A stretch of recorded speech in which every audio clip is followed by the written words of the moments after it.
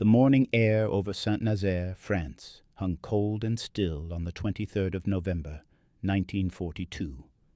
Hauptmann Egon Mayer climbed into the cockpit of his Focke-Wulf 190, the radial engine's familiar growl steadying his nerves as he scanned the western horizon. At 25 years old, Mayer had already claimed 50 victories against the Royal Air Force, Spitfires, Hurricanes, the occasional Wellington bomber. He understood aerial combat the way a surgeon understands anatomy, but what he was about to witness would force him to reconsider everything he thought he knew about bringing down heavy bombers. The intelligence report had been clear.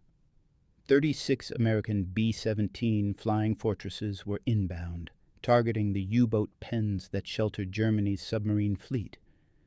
Mayer had read the specifications.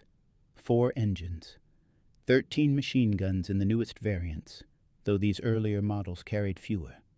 The Americans called it the Flying Fortress, a name that suggested defensive capability but also, perhaps, vulnerability. After all, fortresses could be besieged, their walls breached. The Luftwaffe pilots had developed a healthy respect for anything that bristled with half-an-inch caliber Brownings. But bombers were bombers. They flew straight. They flew level. And straight, level targets died. If you're enjoying this deep dive into the story, hit the subscribe button and let us know in the comments from where in the world you are watching from today. Mayer's the Third Gruppe of Jagdgeschwader II, the legendary Richthofen Wing, assembled in formation. The plan was conventional.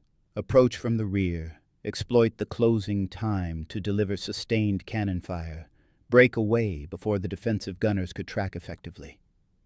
It was the same tactic that had worked against RAF Wellingtons and Stirlings. There was no reason to believe these American bombers would prove any different. The bomber crews were mostly inexperienced. The Luftwaffe intelligence officers assured their pilots. Green crews in ponderous aircraft, easy meat. As the bomber formation materialized against the gray November sky, Mayer felt a flicker of something unfamiliar. Not quite doubt, but a momentary hesitation. The flying fortresses were flying in a loose formation, not the tight defensive boxes that would come to characterize American daylight bombing. They looked vulnerable, exposed. But there was something about the way they moved through the air, a kind of mechanical confidence that gave him pause. The first attack run began exactly as doctrine prescribed. Mayer's Kette, 3 aircraft in a V formation, dove toward the rear of the bomber stream. At 1,000 meters, he could see the tail gunner's position clearly. At 800 meters, he expected to see the twin 50 caliber guns begin tracking. At 600 meters, the first tracers arced toward his Focke-Wulf. And then the sky erupted. The streams of fire were unlike anything Mayer had experienced. Not the lazy, intermittent bursts of rifle-caliber guns on British medium bombers, but a concentrated storm of half-inch projectiles that seemed to fill the air between the German fighters and their targets. The Browning M2 machine gun fired at 750 rounds per minute, and each bomber had multiple positions firing simultaneously. The math was simple but devastating. A single B-17 could put thousands of rounds into the air every minute. Mayer's wingman took hits almost immediately.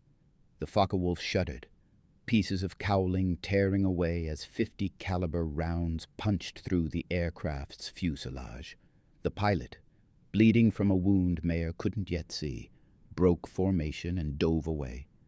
Later, Mayer would learn that Hauptmann Fritz Geischardt, commander of the Third Gruppe, had been hit in the abdomen on that same pass, his blood loss so severe that the hospital in Ghent couldn't save him. He died the following morning. But in that moment, climbing away from his first pass, Mayer was forced to confront a simple truth. Attacking a B-17 from behind was not like attacking anything else. One German pilot would later describe it as trying to make love to a porcupine that is on fire. The Americans' defensive guns had greater range and higher muzzle velocity than the German MG-17s, whose tracers were used to aim the cannon. For several long minutes, an eternity in aerial combat, Luftwaffe pilots had to endure this curtain of fire before they could close to an effective firing range. And during those minutes, they were simply targets themselves. Meyer pulled his Focke-Wulf into a climbing turn, his mind racing. The bomber he'd targeted was still flying, still in formation, despite the cannon strikes he was certain had connected. Post-mission intelligence would later reveal that it took an average of 20 hits with 20-millimeter cannon shells fired from the rear to bring down a B-17. 20 hits. The FW-190 carried only 500 rounds of cannon ammunition, and the average Luftwaffe pilot, firing under combat conditions, hit his target with only 2% of the rounds he expended. 1,000 rounds to guarantee 20 hits. He didn't have 1,000 rounds. The mathematics of aerial combat had shifted, and the old certainties no longer applied. To understand how Egon Meyer arrived at that revelation over Saint-Nazaire requires understanding what the B-17 flying fortress represented in the evolution of aerial warfare. The aircraft that appeared in European skies in the summer of 1942 was the product of a uniquely American approach to strategic bombing, an approach built on the assumption that bombers could defend themselves without fighter escort, that precision daylight bombing would prove superior to the British practice of nighttime area attacks, and that properly designed defensive armament could keep attacking fighters at bay. The Boeing Model 299 first flew on July 28, 1935. Seattle Times reporter Richard Williams, observing the gleaming prototype on the ground, described it as a 15-ton flying fortress in a photo caption. Boeing quickly trademarked the name, recognizing its value, but the original aircraft bore little resemblance to the heavily armed bomber that would eventually dominate the skies over Germany. That early model carried just 5 .30 caliber machine guns, a single gun in the nose, dorsal mount, ventral mount, and 2 in waist blisters. Defensive, yes, but hardly a fortress. The evolution came through bitter experience. When the B-17E entered mass production in 1942, the lessons from early combat operations had already begun to reshape the aircraft's design. 9 machine guns now bristled from various positions. Twin 50s in a dorsal turret, twin 50s in a ventral ball turret mounted beneath the fuselage, twin 50s in the tail, single 50s at the waist positions, and a mix of smaller caliber weapons in the nose. The E model added nearly 3 tons to the airframe weight compared to earlier variants, but it represented a fundamental shift in philosophy. This was no longer an aircraft that hoped to avoid enemy fighters. This was an aircraft designed to fight its way through them. The F model, which began appearing over Europe in the summer of 1942, refined the E model's improvements. The extensively framed nose glazing gave way to a molded plexiglass cone. Fully feathering propellers improved engine efficiency. The waist gun positions were staggered to give the gunners more freedom of movement. But the F model revealed a critical vulnerability that Meyer and his fellow Luftwaffe pilots would soon exploit: inadequate frontal defensive armament. Various configurations of flexible machine guns could be mounted in the nose, but the plexiglass compartment, where the bombardier crouched over his Norden bomb sight, remained the aircraft's Achilles heel. Still, even with this weakness, the defensive capability of a B-17F was formidable by any standard. Each of the 13 Browning M2s weighed 64 pounds, measured 57 inches in length, and fired 750 rounds per minute with an effective range of 3,500 feet. The ammunition came in multiple variants: tracer rounds tipped with red paint, incendiary rounds tipped with blue, armor-piercing incendiary tipped with silver, and plain armor-piercing tipped with black. Each round was 5.47 inches long and weighed 1.71 ounces. When a B-17 gunner squeezed his trigger, He sent a stream of thumb-sized projectiles downrange at 2,800 feet per second. The turrets that housed these weapons represented the cutting edge of military technology. Early bombers had relied on hand-operated single machine guns that required the gunner to fight against a 200-mile-per-hour slipstream, severely limiting their field of fire. The powered turrets on the B-17 changed everything. Electro-hydraulically operated, they could traverse at 50 degrees per second, so precisely that gunners could literally sign their names on a card if they mounted a pencil in the gun barrel.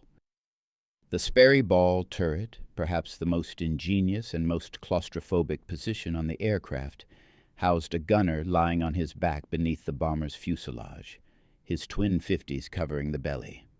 The approach German fighters would increasingly favor as 1943 progressed. Inside the bomber, 10 men crewed the flying fortress. The pilot and co-pilot sat at the controls in the cockpit, surrounded by instruments and engine gauges. Just ahead of them, in the plexiglass nose, the bombardier hunched over his Norden bomb sight, the most closely guarded technological secret in the American arsenal. The navigator worked at his table, calculating wind corrections and plotting courses to targets that might be 700 miles distant. The radio operator managed communications and, when combat began, manned his dorsal gun position.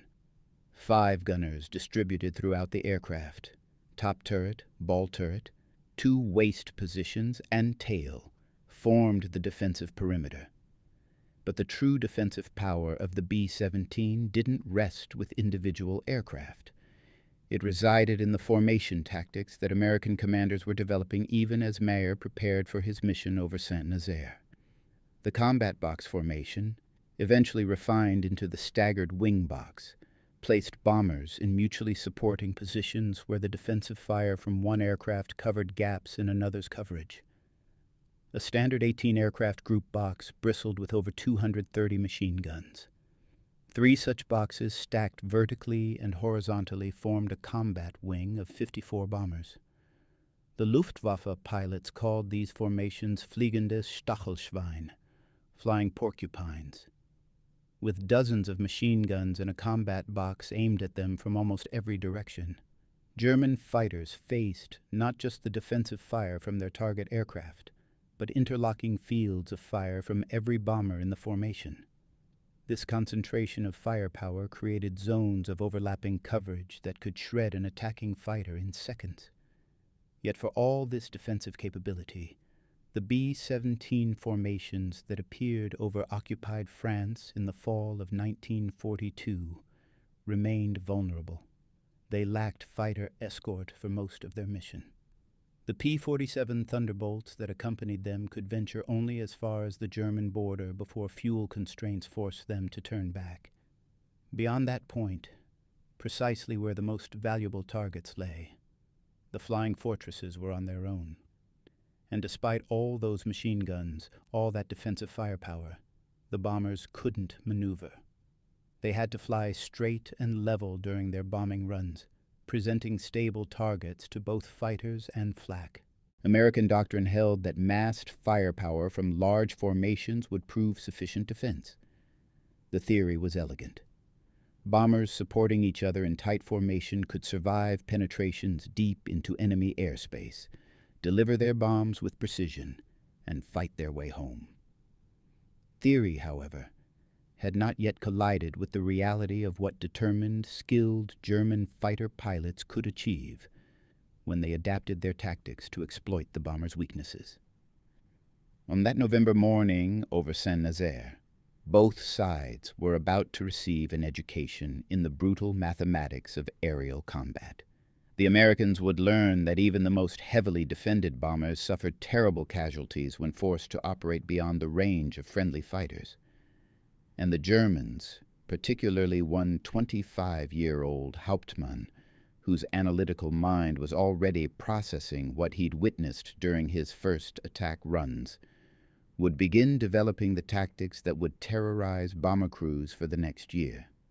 Egon Meyer hadn't been born to be a fighter pilot, Born in Constance on August 19, 1917, near the Bodensee, he had volunteered for military service in Hermann Göring's Luftwaffe in 1937 at the age of 20. His military training began at the 2nd Air Warfare School at Gatow, on the southwestern outskirts of Berlin. Among his classmates were men who would become legends in their own right: Gerhard Barkhorn, who would eventually claim 301 victories, making him the second highest scoring ace in history, and Julius Meinberg. Meyer's progression through training was unremarkable by the standards that would later judge Luftwaffe aces. He completed specialized fighter pilot training at the Jagdfliegerschule Schleißheim and received his promotion to lieutenant on August 1, 1939, one day before World War II began with the German invasion of Poland. Posted to Jagdgeschwader II Richthofen on December 6, 1939, he spent the phony war period honing his skills, learning the Messerschmitt Bf 109, understanding how to lead a formation through clouds, how to judge deflection when an enemy aircraft crossed his gun sight. His first aerial victory came during the Battle of France on June 13, 1940, a French Morane fighter that never saw Meyer's attack coming. It was a clean kill, textbook execution, the kind of victory that built confidence without creating arrogance. Through the summer and fall of 1940, as the Luftwaffe and RAF clashed over the English Channel in what would become known as the Battle of Britain, Meyer accumulated victories steadily. By August 1, 1941, he had claimed 21 kills and received the Knight's Cross of the Iron Cross, the ultimate recognition of combat prowess. What set Meyer apart from many of his contemporaries wasn't his aerial marksmanship, though he was a fine shot, or his aircraft handling, though he flew with precision. What distinguished him was his analytical mind. He studied his victories, looking for patterns. He analyzed his near misses, understanding what had gone wrong. When appointed squadron leader of the 7th Staffel of JG-2 in June 1941, he brought this methodical approach to training his pilots. Success in aerial combat, he believed, came from understanding angles, speeds, closure rates, transforming the chaos of dogfighting into a series of mathematical problems that could be solved. By November 1942, when he took command of Gruppe of JG-2, Meyer had become one of the Luftwaffe's most accomplished fighter leaders. His 50 victories included 2 Spitfires shot down over Dieppe on his 25th birthday, August 19, 1942, during Operation Jubilee, the disastrous Allied raid that cost the RAF and Royal Canadian Air Force more than 100 aircraft. He understood single-engine fighters intimately. He knew how British pilots thought, how they reacted under pressure, where their doctrine made them predictable. But heavy bombers were a different problem entirely. The B-17s approaching Saint-Nazaire on November 23rd represented a new kind of adversary. They weren't nimble. They couldn't dogfight, but they didn't need to. Their defensive armament created a sphere of protective fire that required attacking fighters to spend long, vulnerable seconds within lethal range just to reach an effective firing position. And unlike the RAF's night bombers, which relied on darkness and dispersal for protection, these American bombers flew in broad daylight, in formation, daring German fighters to attack. Meyer watched his first attack run develop, with the detachment of an analyst observing an experiment. The tracers streaming from the bomber formation were mesmerizing. Streams of red light that seemed to hang in the air, defining invisible boundaries that no aircraft could cross without consequence. He'd seen his wingman take hits. He'd watched other Focke-Wulfs in his formation break away, smoke trailing. And he'd fired what he estimated were good, solid bursts into his target bomber. Bursts that should have caused catastrophic damage, only to see the flying fortress continue flying in formation as if nothing had happened. Something was wrong with the tactical approach. The question was, what? As Mayer circled, gaining altitude for another attack run, his mind worked through the problem. Approaching from the rear placed German fighters in a killing zone for far too long. The bomber's tail gunner had an ideal angle. Straight shot, no deflection required. The ball turret gunner could track them from below. The waist gunners could add their fire as the German aircraft closed. By the time a Focke-Wulf or Messerschmitt reached effective cannon range, around 400 meters, it had already survived passage through a gauntlet of defensive fire that could shred an airframe in seconds. And even if a fighter survived to firing range, even if it delivered a perfect burst that connected with 20-millimeter cannon strikes, the structural resilience of the B-17 meant survival wasn't guaranteed. The Americans had built these bombers, though. The airframe could absorb punishment that would down a twin-engine aircraft. Stories were already circulating among Luftwaffe pilots about flying fortresses returning to base with entire sections of wing destroyed, with tail assemblies hanging by cables, with fuselages holed like Swiss cheese. The closing speed from a rare attack was too slow. That was the core problem. A B-17 cruised at approximately 170 miles per hour. A Focke-Wulf 190 attacking from behind at combat speed closed at perhaps 300 miles per hour, a relative closure rate of only 130 miles per hour. That meant long exposure times to defensive fire, minutes, not seconds, an eternity in aerial combat. But what if the closure speed increased dramatically? Mayer's eyes tracked to the front of the bomber formation, the nose, the plexiglass compartment where the bombardier worked. He'd read the intelligence reports. 4 machine guns at most in that position on the F model, and they were handheld, not turret-mounted. Limited fields of fire, limited accuracy, and behind that plexiglass, unprotected by armor plate, sat the pilots, a head-on attack. Approaching from 12 o'clock high, diving into the formation, the relative closure speed would exceed 500 miles per hour. 500 miles per hour meant seconds in the defensive fire zone instead of minutes. It meant the tail gunners couldn't track fast enough. It meant the bomber crews would have almost no time to react. And it meant aiming for the most vulnerable part of the aircraft, the cockpit, the pilots, the thin nose section that housed critical flight controls. It was dangerous, suicidally dangerous, some would argue. The German and American aircraft would be rushing toward each other at combined speeds that left no margin for error. A pilot had to commit fully to the attack, accepting that there was no time for course corrections, no opportunity to abort if the geometry went wrong. Fire, strike, and pull away hard before collision, or die trying. But it might work. Mayer signaled his element leaders, pointing toward the front of the bomber formation. The Kette reformed, 3 Focke-Wulfs, arranging themselves in a V formation. They climbed above the bombers, gaining altitude and position. The B-17s continued their bombing run, unaware of what was about to happen. Their defensive gunners scanned the sky behind them, where conventional wisdom said attacks would come from. At the optimal moment, Mayer rolled into his dive. The geometry was perfect. Approaching from ahead and to the left, he had the angle he needed. The nose of his Focke-Wulf tracked toward the lead, bomber's cockpit with mechanical precision. At range, he opened fire.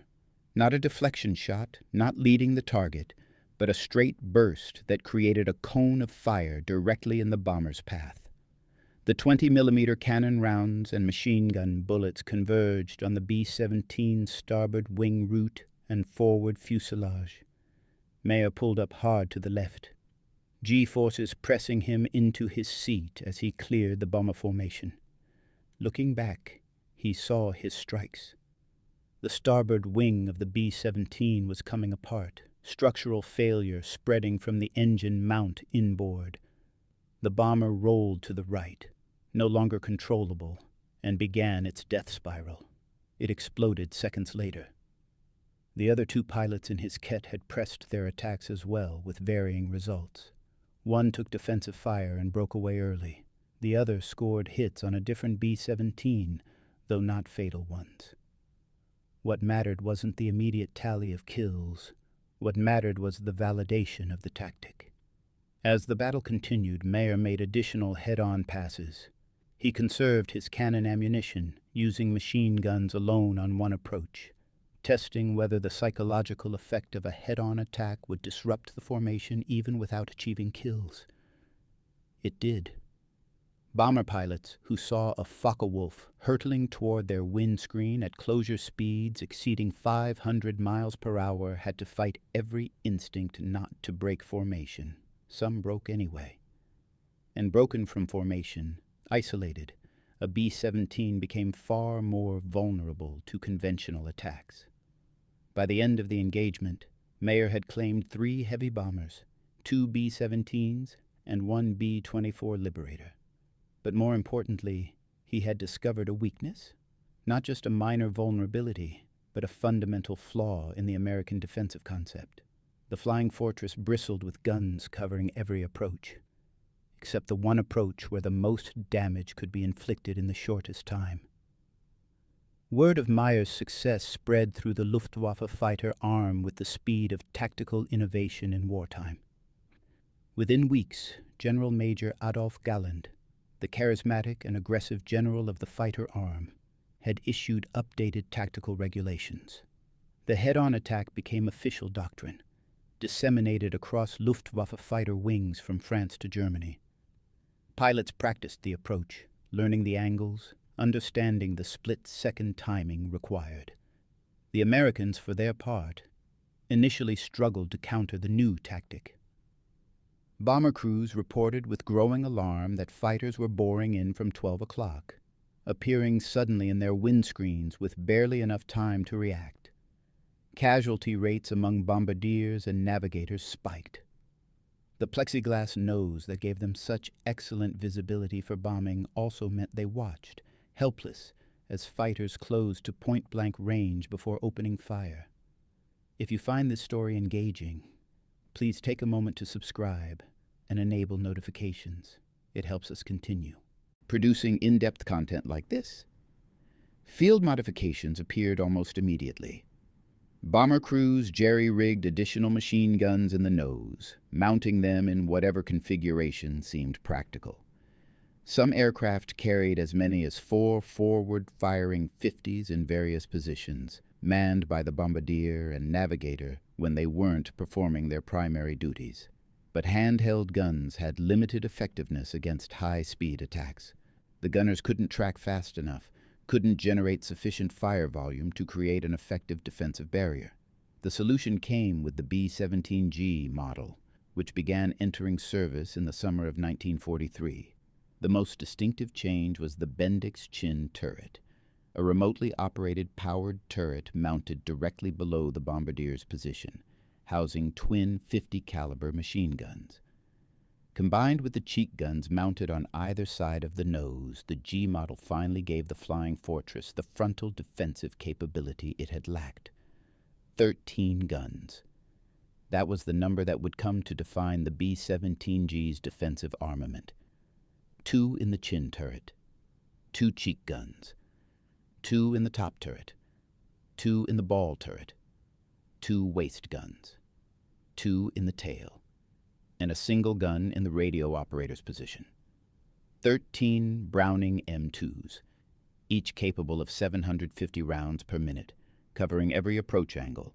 Nearly 7,500 rounds of ammunition were distributed throughout the aircraft to keep those guns firing. For Egon Mayer, the introduction of the G model represented evolution in the endless arms race between offense and defense. The head-on attack remained viable. Indeed, it remained the Luftwaffe's preferred method for engaging B-17 formations, but it became more costly, more dangerous. The chin turret could track attackers with precision, adding significantly to the volume of defensive fire that fighters had to penetrate. Pilots who had once enjoyed seconds of unopposed approach time now faced defensive fire from the moment they entered range. The mathematics of aerial combat continued to evolve in favor of the defenders. Analysis of wrecked bombers and combat camera footage revealed brutal truths about what it took to bring down a B-17. From the rear, 20 hits with 20mm cannon shells. From the front, fewer hits were required.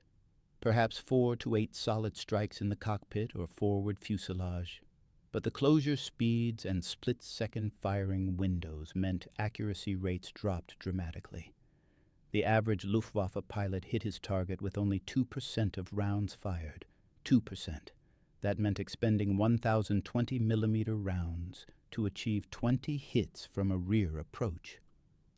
The Focke-Wulf 190A5, one of the best German interceptors, carried only 500 rounds of cannon ammunition.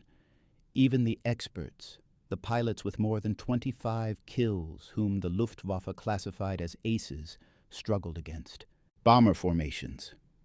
Major Anton Haeckel, who would eventually claim 192 victories, described the problem with characteristic bluntness. If one came in from the rear, there was a long period, closing from 1,000 meters to our firing range of 400 meters, when the bombers were firing at us, but we could not shoot back. 600 meters of approach under fire. At combat speeds, that translated to approximately 15 seconds, a quarter minute that felt like an eternity when red tracers were swarming around the cockpit like angry wasps. The psychological toll was immense. Attacking a B-17 combat box formation required not just skill but courage that bordered on recklessness. German pilots described the experience in visceral terms. The streams of 50 caliber tracers created the impression of a solid wall of fire.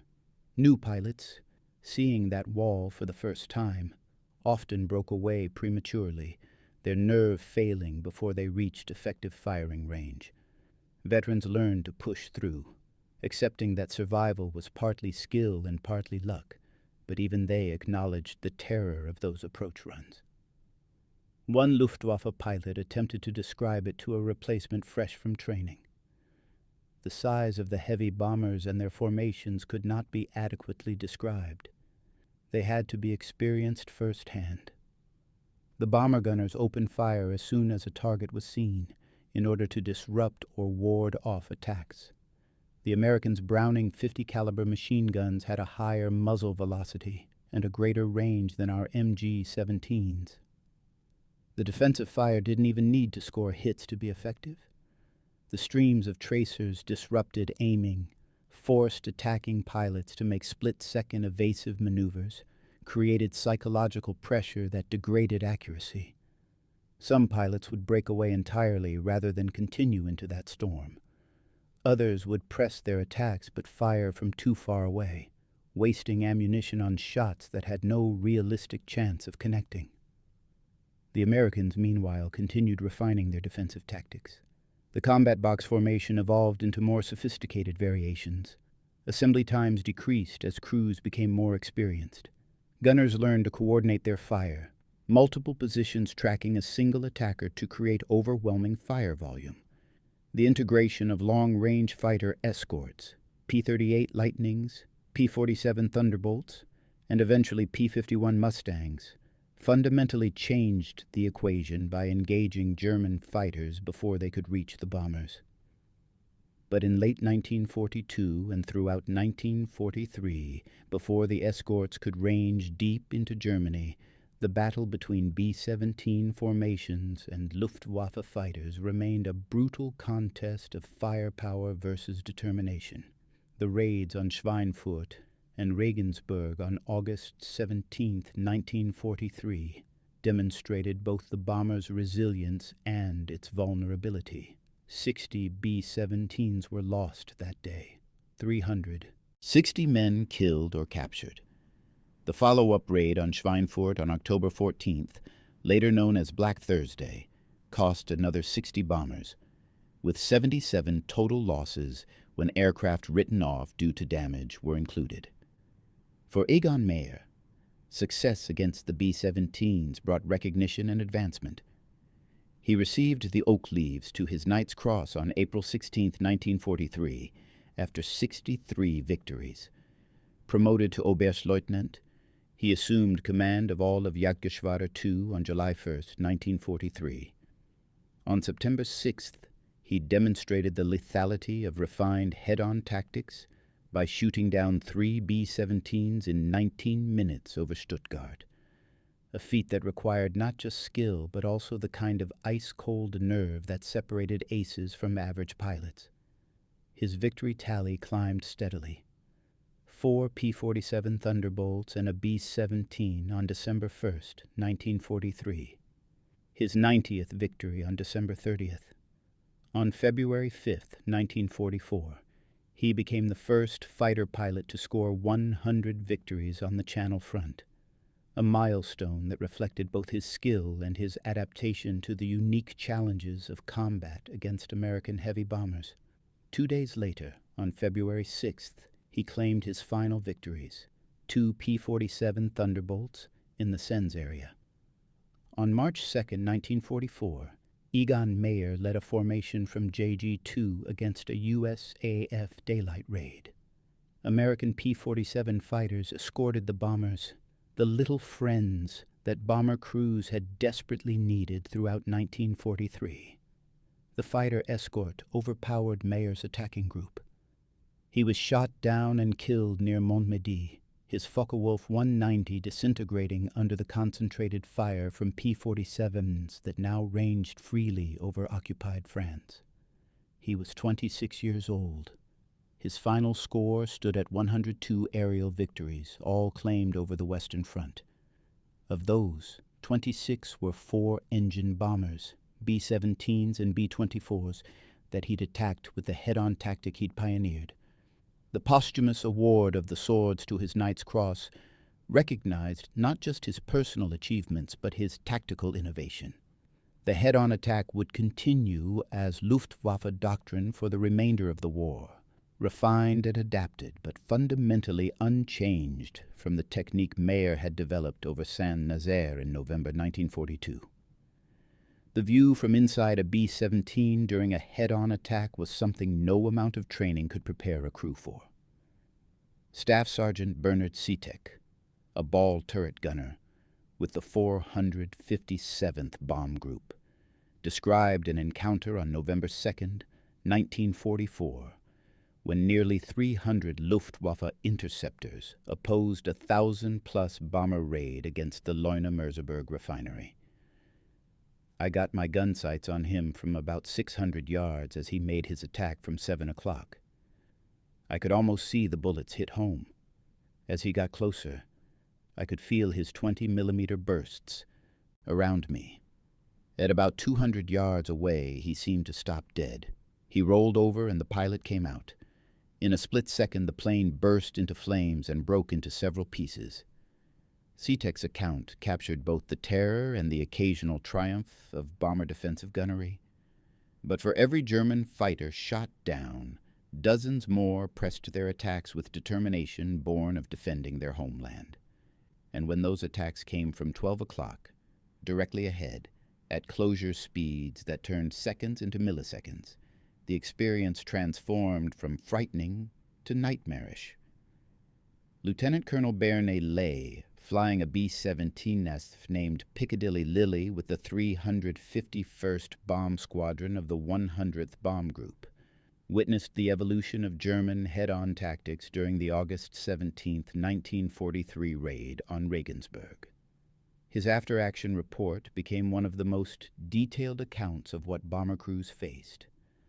Fighter tactics were running true to form. Frontal attacks hit the low squadron and lead squadron, while rear attackers went for the high. The manner of their attacks showed that some pilots were old-timers, some amateurs, and that all knew where we were going and were inspired with a fanatical determination to stop us before we got there. The old-timers came in on frontal attacks with a noticeably slower rate of closure, apparently throttled back, obtaining greater accuracy than those that bolted through us wide open. Less experienced pilots were pressing attacks home to 250 yards and less to get hits, offering point-blank targets on the breakaway, firing long bursts of 20 seconds, and in some cases actually pulling up instead of going down and out. Lay's observation about throttled-back attacks revealed sophisticated tactical thinking by experienced German pilots. By reducing their speed slightly during the final approach, they gained precious additional fractions of a second in firing time, enough to improve accuracy significantly, without substantially increasing their exposure to defensive fire. It was the kind of refinement that separated aces from average pilots, the kind of detail that Meyer and pilots like him had discovered through trial and error. The psychological impact on bomber crews was profound. Waist gunners and tail gunners could at least see fighters approaching from the rear and sides, could track them, could feel like they were contributing to the aircraft's defense. But bombardiers and navigators in the nose faced a uniquely terrifying experience. They watched through plexiglass as fighters materialized from specks to full-sized aircraft in seconds, saw the muzzle flashes as cannons opened fire, had time only to brace before impacts tore through their compartment. Casualties among bombardiers and navigators spiked after the Luftwaffe adopted head-on tactics in late 1942. The plexiglass nose offered no protection against cannon shells. The bombardier's position, exposed at the very front of the aircraft, made him the most vulnerable crew member during frontal attacks. Stories circulated of bombardiers killed at their stations, of navigators wounded so severely they bled out before the aircraft could return to base, of entire nose sections shredded by concentrated 20mm fire. The arrival of the B-17G with its chin turret provided some relief, but not enough. The powered turret gave bombardiers a weapon they could actually aim and fire effectively during head-on attacks, adding significantly to the volume of defensive fire. But the geometry still favored the attackers. A fighter approaching at 500 miles per hour closure speed spent perhaps 3 to 4 seconds in the bombardier's effective firing envelope. During those seconds, the bombardier had to identify the threat, track it with the turret controls, and fire accurately, all while knowing that the fighter's cannon fire was already on its way. William Murphy, a B-24 top turret gunner with the 44th Bomb Group, articulated the challenge.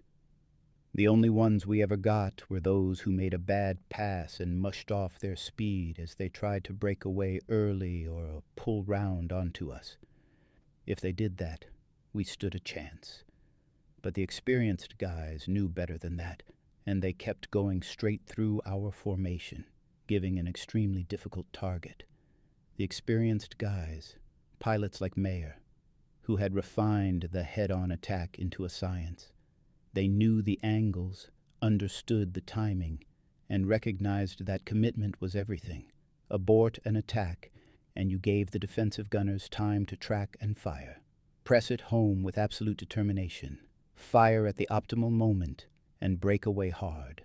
That was how you survived, and how you killed. But the head-on attack was never the Luftwaffe's only tactic. It was their preferred method, their doctrine for initial engagement. But combat was fluid and opportunities appeared from unexpected angles. German fighter pilots adapted continuously, exploiting whatever vulnerabilities presented themselves. The combat box formation, for all its defensive strength, created its own weaknesses. Maintaining tight formation meant bombers couldn't take evasive action. They flew straight and level, predictable, which made them vulnerable to both fighter attack and flak. The need to stay in formation also meant that if one aircraft was damaged and began to fall behind, it quickly found itself isolated, and isolated bombers rarely survived.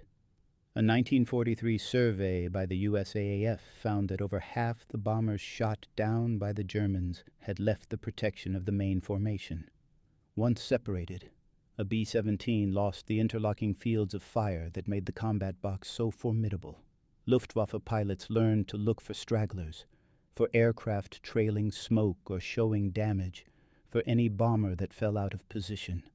Those aircraft became priority targets, often attacked by multiple fighters in coordinated passes that overwhelmed their defensive guns through sheer volume of fire.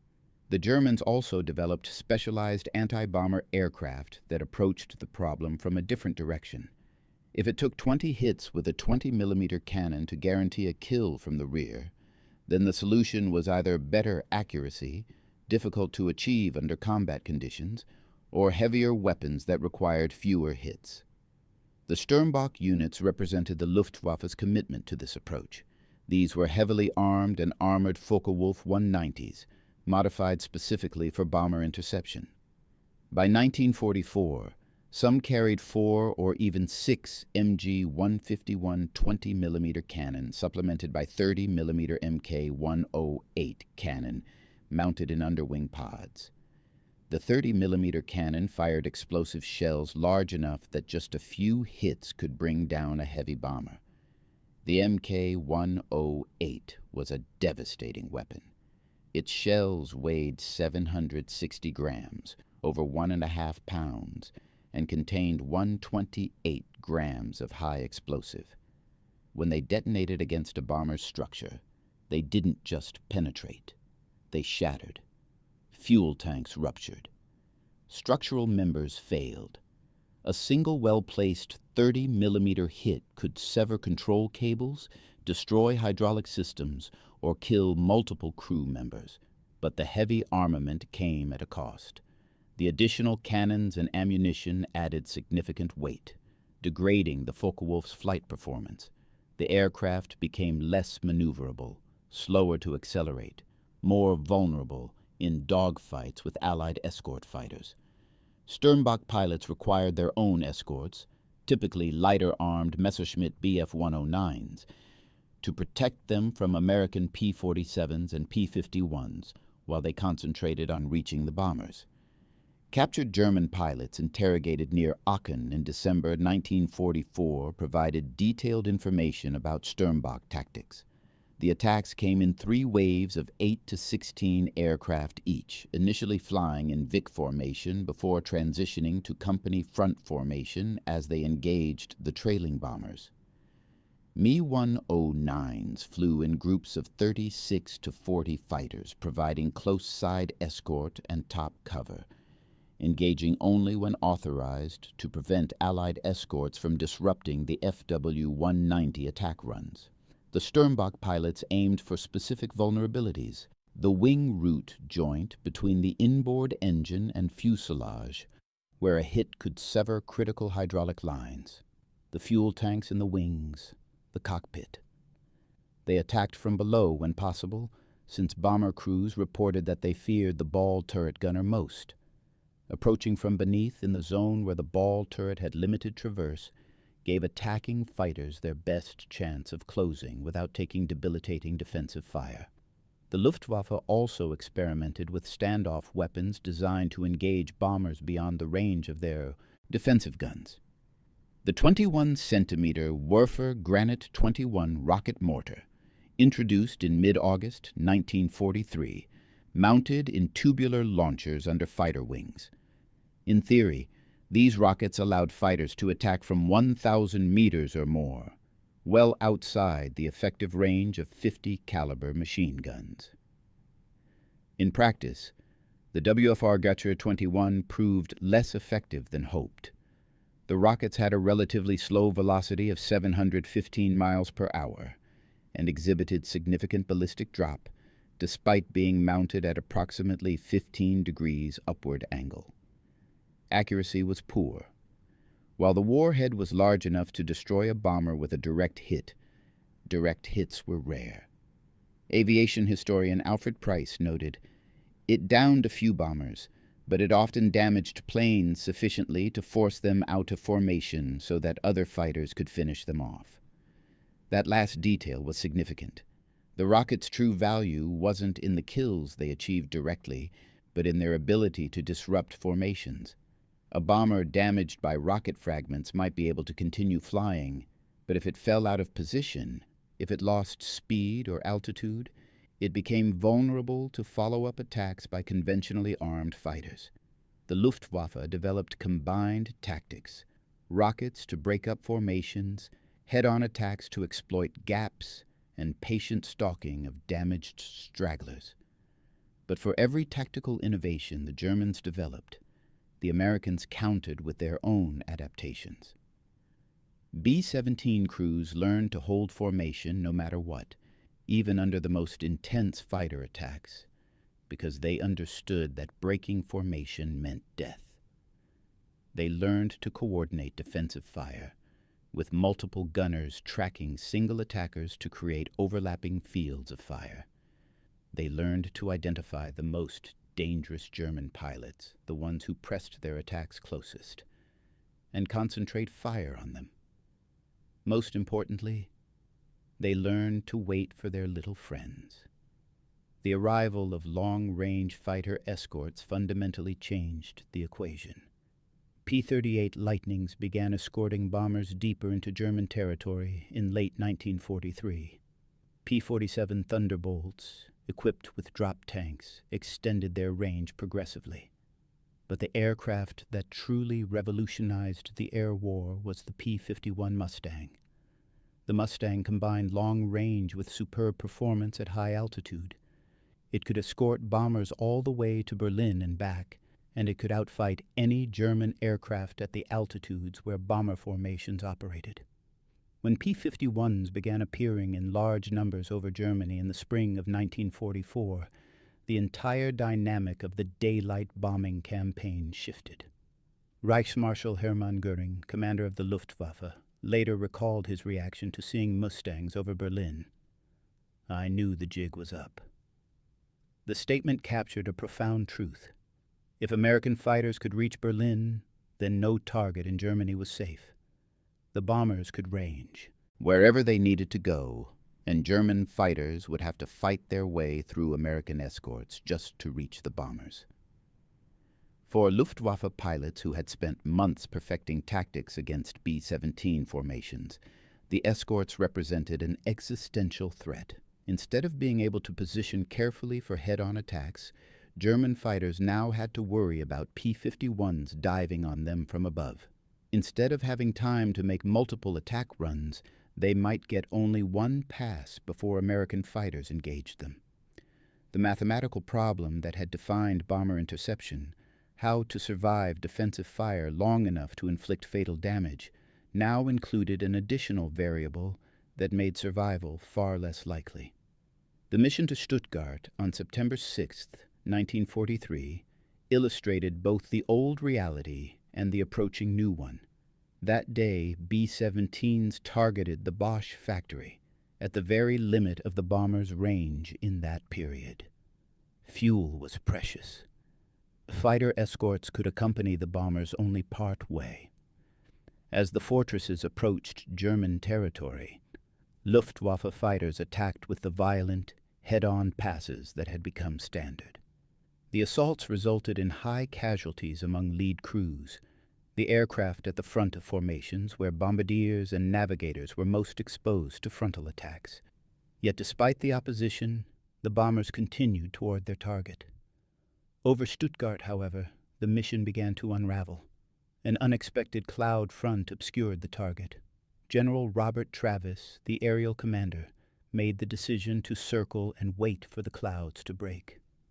Circling over a defended target while German fighters attacked and flak batteries fired was the nightmare scenario.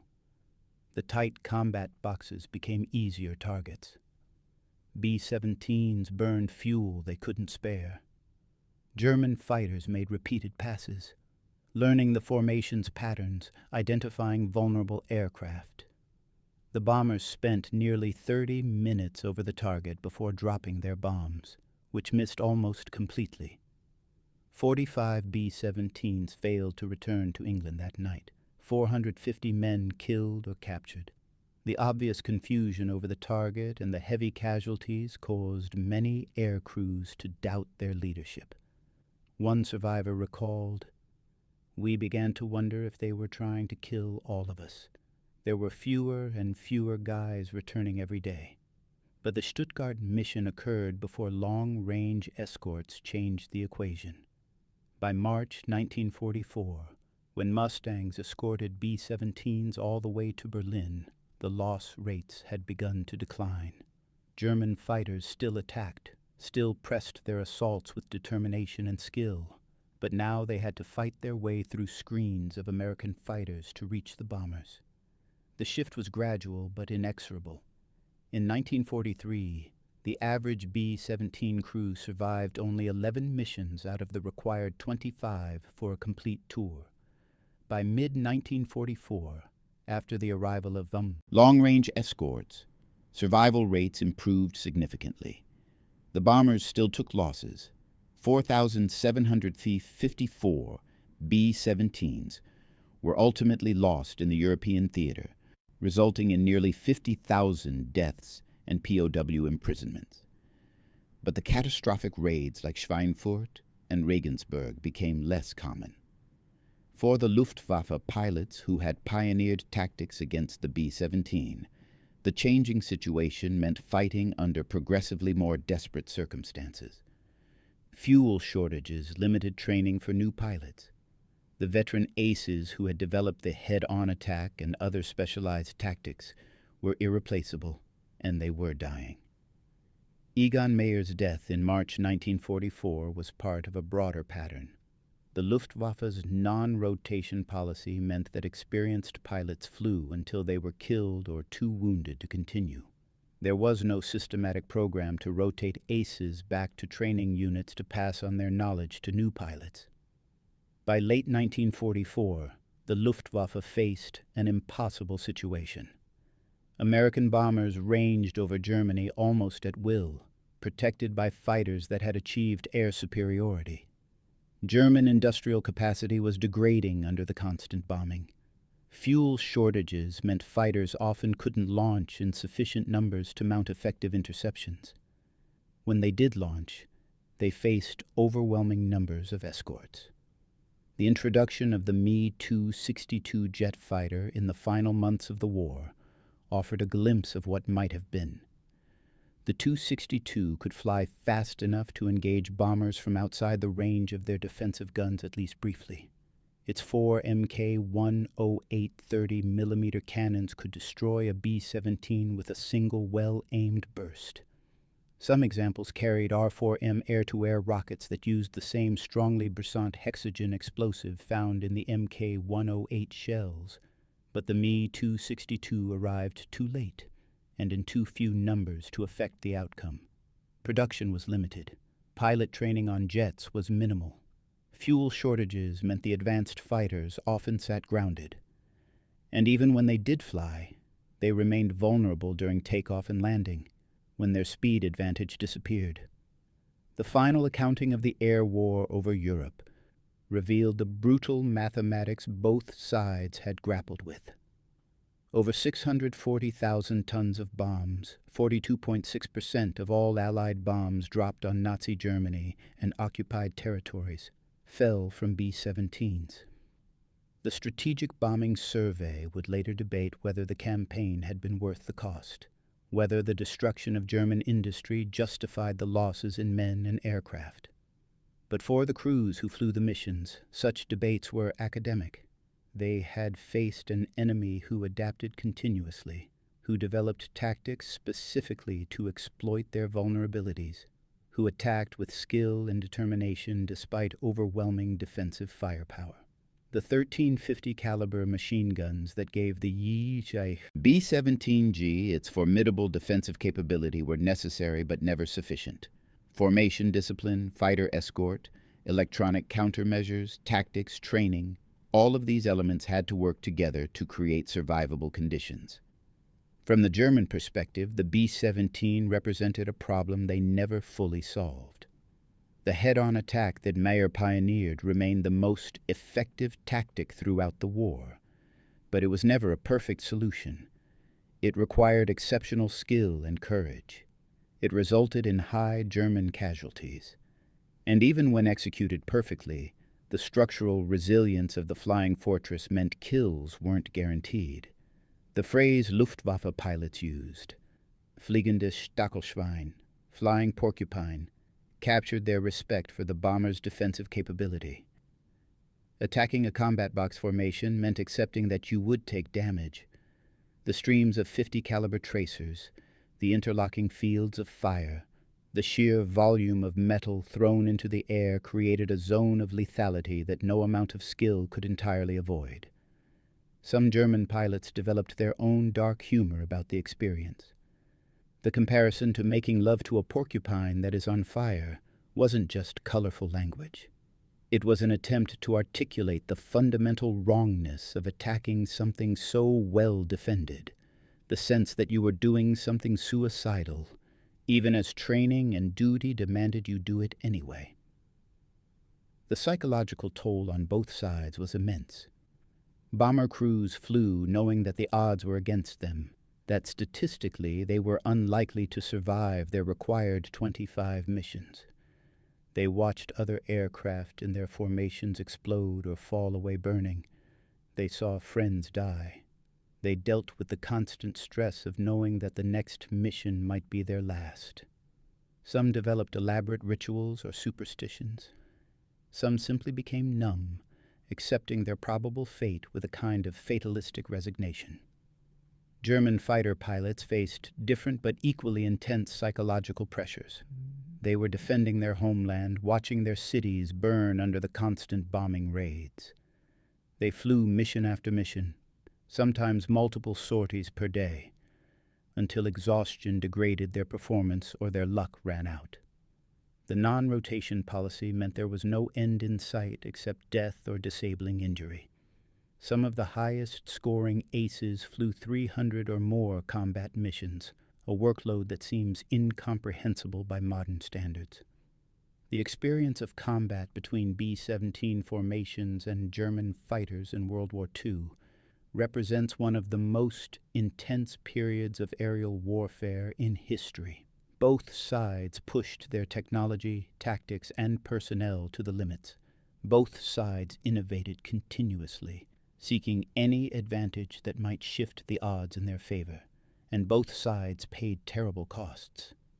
The B-17's defensive armament, those 1350 caliber machine guns that define the G model, evolved from hard experience.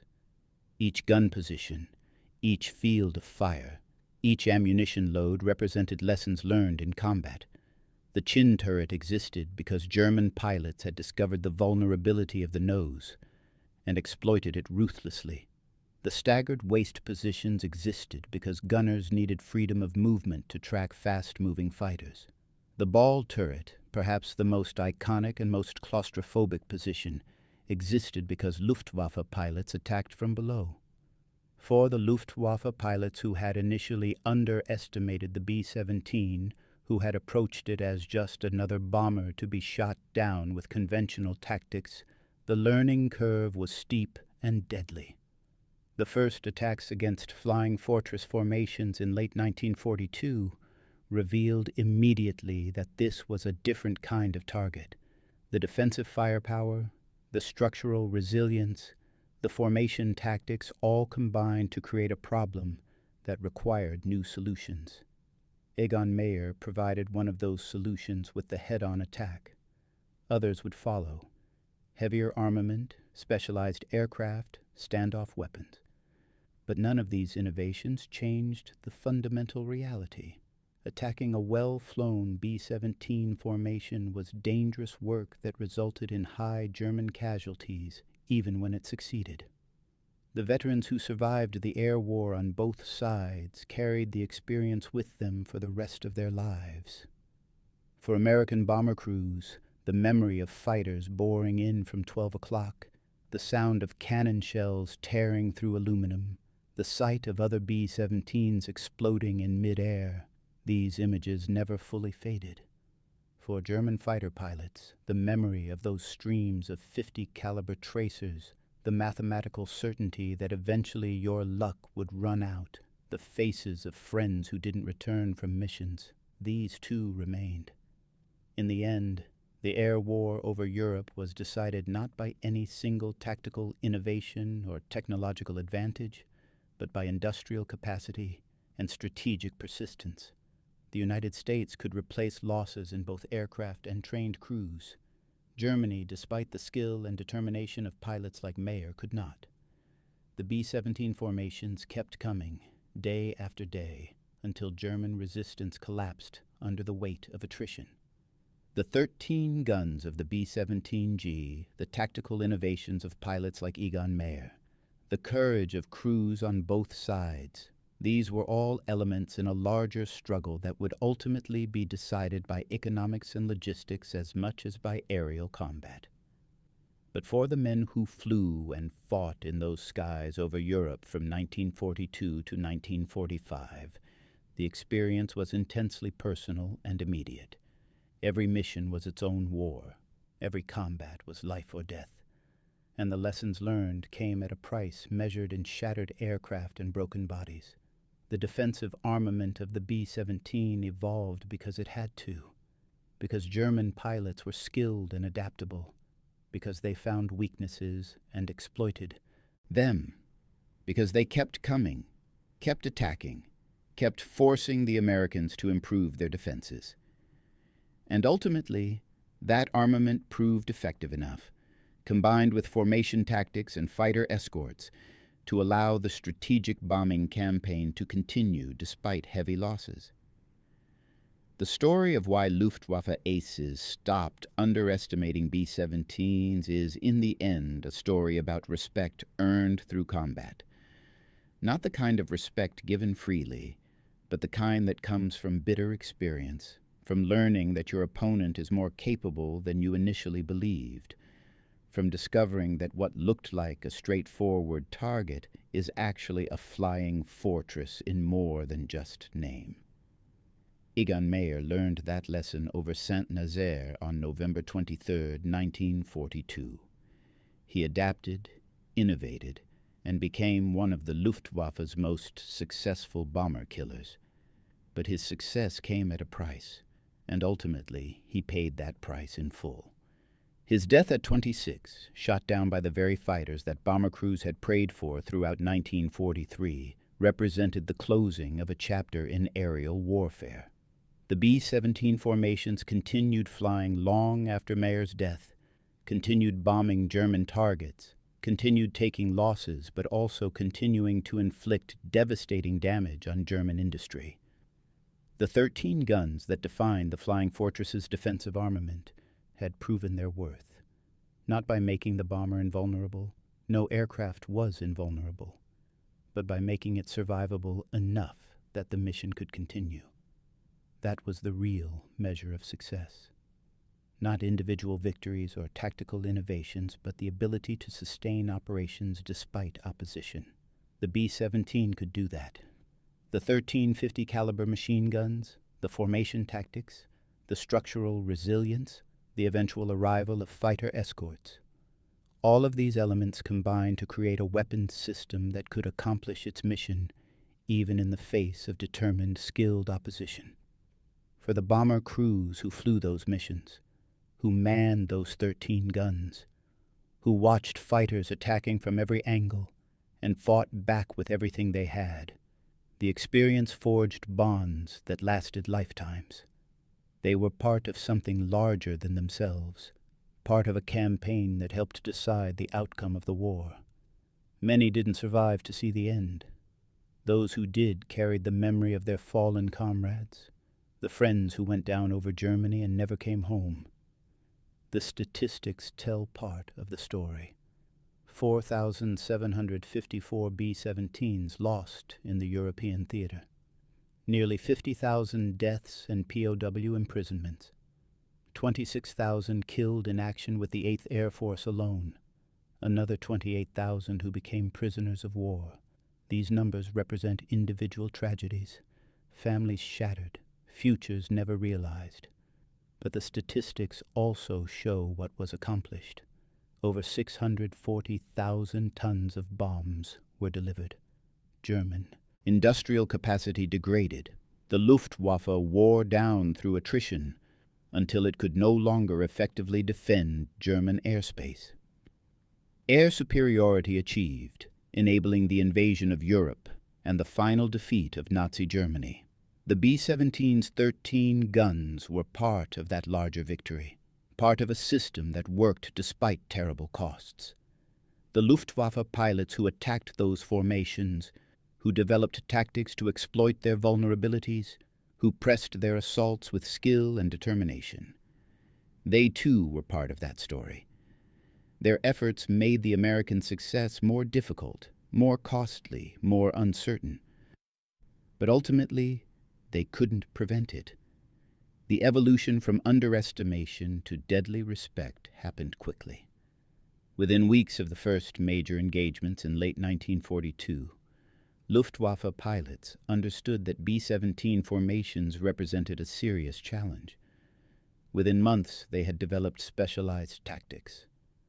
Within a year, they had created specialized aircraft and weapons, but none of it was enough to stop the bombers from coming. That's perhaps the final lesson of the air war over Europe. That determination and industrial capacity could overcome tactical superiority. The German pilots were, on average, more experienced and better trained than their American counterparts, at least in the early years of the campaign. They flew excellent aircraft and employed sophisticated tactics, but they were outnumbered, outproduced, and ultimately overwhelmed. The 13 guns of the B-17G were symbols of American industrial might as much as they were defensive weapons. Each gun represented manufacturing capacity, supply chains, training programs, ammunition production. The fact that the United States could build thousands of bombers, each armed with 13 heavy machine guns, each supplied with thousands of rounds of ammunition, demonstrated a level of industrial mobilization that Germany simply couldn't match. For Egon Meyer and the other aces who fought against the B-17 formations, this reality became increasingly apparent as the war progressed. They could shoot down individual bombers. They could inflict heavy losses on specific missions. They could develop tactics that exploited vulnerabilities. But they couldn't stop the industrial and logistical machine that kept sending more bombers, more guns, more ammunition. The head-on attack that Meyer pioneered remained effective until the end of the war. The chin turret on the B-17G made it more dangerous, but pilots who executed it properly could still achieve kills. The tactic entered Luftwaffe doctrine and stayed there, taught to new pilots as the preferred method for engaging bomber formations. In that sense, Meyer's contribution to German tactical development outlived him by more than a year. But tactical innovation alone couldn't decide the outcome. The air war was won and lost on broader factors: production capacity, fuel availability, pilot training programs, strategic persistence. The B-17's defensive armament was one element in a complex system. It worked well enough to allow the mission to continue, and that was what mattered. Thank you for watching. For more detailed historical breakdowns, check out the other videos on your screen now, and don't forget to subscribe.